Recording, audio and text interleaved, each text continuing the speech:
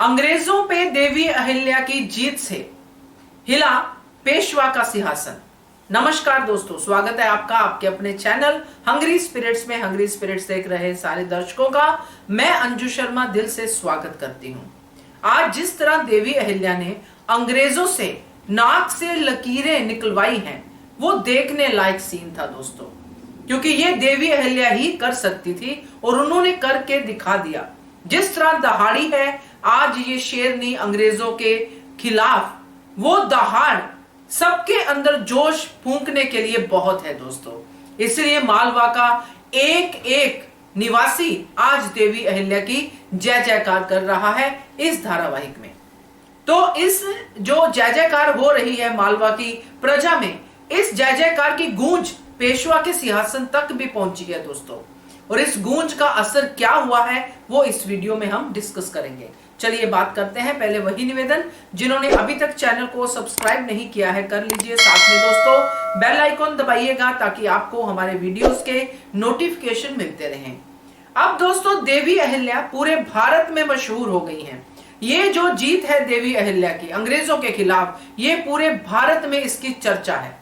उस समय की बात कर रही हूं, इस धारावाहिक में जैसे दिखाया गया है वैसे बात कर रही हूं। तो अब जहां पे पहले एग्जाम्पल्स ये सेट थी कि अंग्रेज आते हैं और वहीं पे अपना जो है तंबू गाड़ते हैं और फिर तंबू से वो कहां से कहां पहुंच जाते हैं, ये सभी जगह की उदाहरणें भारतवर्ष से देवी अहिल्या तक पहुंची हुई थी। इसलिए देवी अहिल्या ने अपने मालवा में अंग्रेजों के तंबू को उठा के फेंक दिया, वहां से दूर धकेल दिया। और जिस तरह से हश्र किया है यूथ साहब का, वो तो देखने लायक था। अब दोस्तों बात यह है कि भारतवर्ष की सबसे बड़ी दुविधा यह रही है कि आपस में यूनिटी नहीं थी। जब भी कोई बाहर से आता था, इसी डिसयूनिटी का फायदा उठाता था और तभी वो इन पे राज कर पाता था। आपस में ही इनकी लड़ाइयां खत्म नहीं होती थी। इस धारावाहिक में भी हम देख रहे हैं देवी अहिल्या जो इतने अच्छे काम कर रही है, मगर उसके परिवार में ही उसकी मजली आई साहब उसके खिलाफ है और कैसे भी करके अपने करप्ट जवाई साहब को राज्य देना चाहती है। करप्ट आज उसको खुद भी पता चल गया, जब वो देवी अहिल्या के पहले गुणगान गा रहा था गुन्नू जी, आज द्वारका रानी के सामने खुद बोल रहा है कि हम क्यों नहीं हरा पाते हैं इस अहिल्या को। जबकि आज द्वारका रानी को भी खुश होना चाहिए था और गुन्नू जी को भी, क्योंकि बाहर से आया दुश्मन को देवी अहिल्या ने खदेड़ दिया है। मगर ऐसा नहीं है। यही भारतवर्ष का सबसे बड़ा जो है दुखद जो है चैप्टर है कि आपस में ही नहीं बनती थी, परिवार में भी राजनीति और बाहर के आपस के छोटे छोटे राज्य भी आपस में लड़ते रहते थे। जो बाहुबली होता था वो जीत जाता था, वो सब पे राज्य करता था। तो यहाँ पे देवी अहिल्या ने बाहर के लोगों को भगा दिया। अब ये चर्चा तो बनेगी और ये चर्चा पेशवा तक भी पहुंच गई है।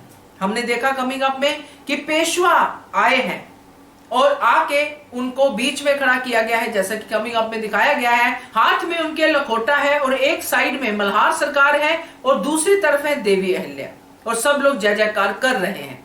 अब ये लखोटा है क्या? क्योंकि इसके ऊपर ही एक नया अध्याय शुरू होने वाला है, जिसमें यह दिखाया जाएगा, जितना हम इससे समझ पाए हैं, कि जिससे कि मल्हार सरकार और देवी अहिल्या के बीच में फूट की बात हो रही है।